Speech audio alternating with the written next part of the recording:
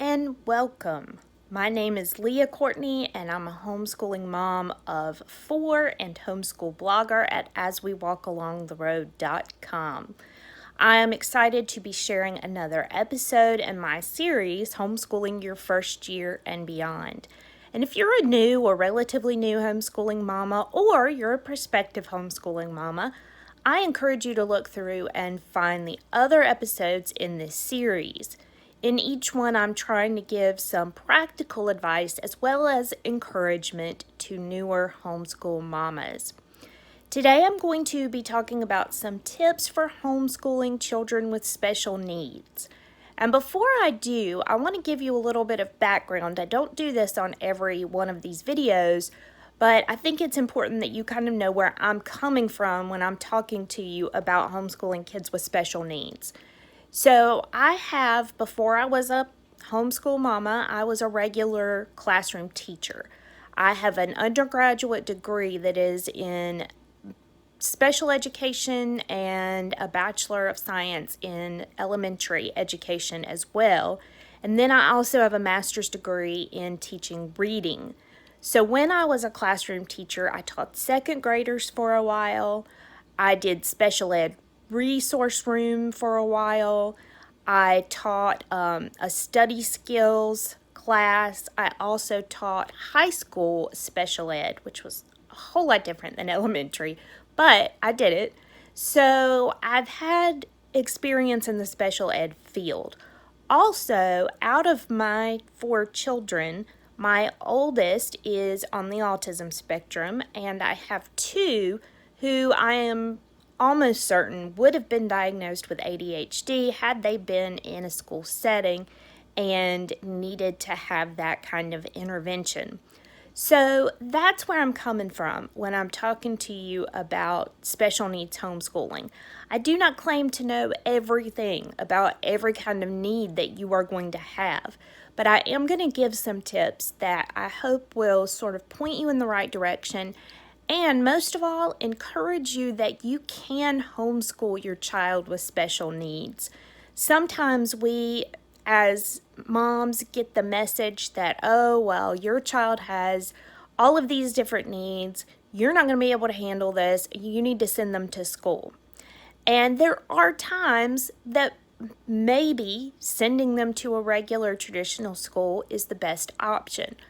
But I think there are many, many times when keeping that child at home and being able to have this one-on-one time and focus on what that child really needs, I think that's going to be a very viable option and often the best option.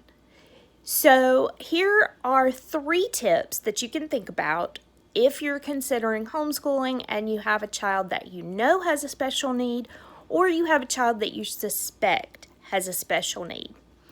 The first tip I would encourage you to do is not to jump to conclusions and not to be overly worried when you have a child who's not necessarily meeting what we consider the normal milestones. I often see moms, they'll post online and they'll say things like, my second grader is still reversing letters when he writes. Does he have dyslexia? Or my second grader isn't reading yet. Does she have a learning disability?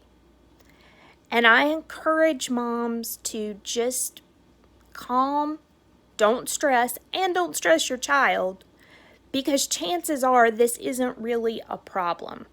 Kids meet these developmental milestones at different times, and part of the whole structure problem in a traditional school is that kids are grouped into these age groups, and it is assumed that every 6-year-old is going to learn to read.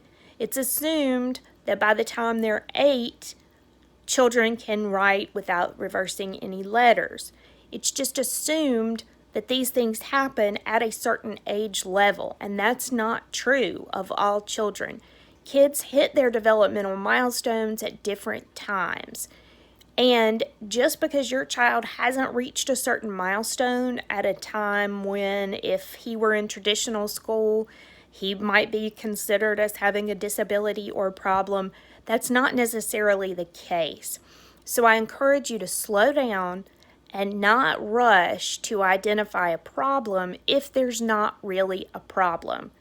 I'll give you an example. My youngest child was a very late reader, and it was starting to concern me because the other three had picked reading up fairly easily. With the background I had in special education, I knew that she could potentially have a learning problem. By the time we entered second grade, she didn't even consistently identify all the letters of the alphabet and their matching sounds. She could tell you the letters of the alphabet, and for some she could give the sounds, but there were some that we would point to and she still didn't really associate the sound with the letter. And I was starting to get pretty worried. But I decided to step back and let the year play out and then reevaluate at the end of second grade and decide if we needed to pursue this. By the end of second grade, she was reading chapter books. She just needed some time to develop, and she needed me not to stress and to worry her about it. So I encourage you to do that. Take a deep breath. Don't assume that there's a problem if there's not a problem. The second thing you need to consider, if you do know that there's a problem or you strongly suspect that there is a problem, consider whether or not it's worth it to pursue a label. In our family, again, we have two different situations. My oldest daughter, we could kind of tell that there were some things going on all the way through her life, but it wasn't until she was in high school and she wanted to pursue whether or not she was on the autism spectrum before we actually went that route and had testing done. At that time, it became important because it was important for her to identify, and it was important to look at what accommodations might need to be made as she went into college. I have two others who I strongly suspect would have been identified as ADHD in school, but we've never pursued that kind of official diagnosis because it's never really been necessary. They haven't needed me to do that for special accommodations or for their own peace of mind, and we've just adapted as we went along in school because I adapt to each child individually anyway. So we never needed that label. So I encourage you to think about whether or not a label is really going to be profitable or not. If you have a child with significant disabilities, I'm sure that a label is probably a good thing, especially if in the next step that I tell you, the next tip that I give you, especially if you're looking for accommodations outside of your home. You need certain therapies or you need different programs that they're going to be involved in outside of home. It definitely could help you then to pursue a diagnosis and a label. That leads me to the last tip, and that is don't be afraid to get outside help. Even though I'm encouraging you and telling you that yes, you can homeschool this child that has disabilities, that doesn't mean you have to go it alone. You can get help from the outside.